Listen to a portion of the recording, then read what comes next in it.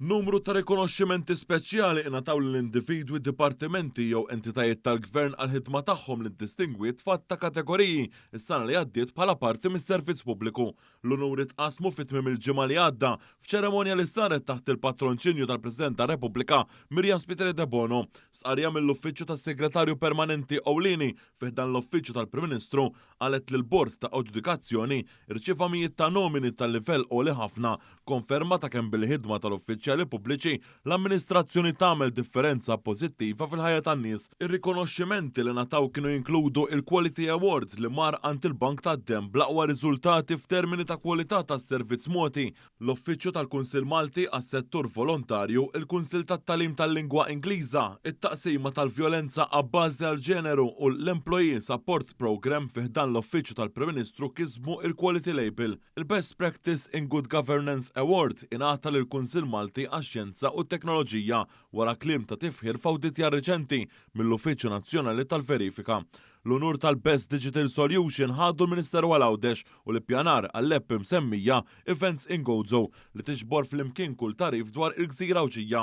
Il-Korporazzjoni għas-Servizzi tal-Ilma li s-sena li għaddiet ħarġet l-ewwel Green Bonds f'pajjiżna valur ta' 25 miljun euro ingħatat l-unur tal-Best Green Initiative. Dan il-finanzjament se jmur f'impjanti kbar aktar effiċjenti, installazzjoni ta' panelli ta' xemx, titjib fl-impjanti li jsaffu id-dranaġġ u titjib fis-sistema ta' New Water. L-Inclusion Award ingħata lil San Miguel Primary Education Resource Center fejn tiġi pprovduta edukazzjoni sħiħa lill-istudenti bejn 3 snin u 11 sena b'diffikultajiet komplessi ta' tagħlim.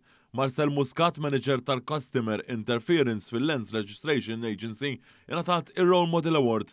Minkejja sfidi personali kbar, Muscat baqgħet temmen fl-importanza li tibqa' taqdi dmira u kienet ta' aspirazzjoni l ħaddieħor. L-Inspiring Social Responsibility Award mar ant il-Kumitat Mita Cares fih dan il-Mita li b'mod kontinwu jaħdem biex ikun ta' spalla għal qdiet mhux governattivi u organizzazzjonijiet volontari. L-unur tal-proġett tas-sena mar ant Sports Malta bil-pixxina olimpika ġdida tagħha li nfetħet f'Bormla f'faċilitajiet tal-ogħla livell.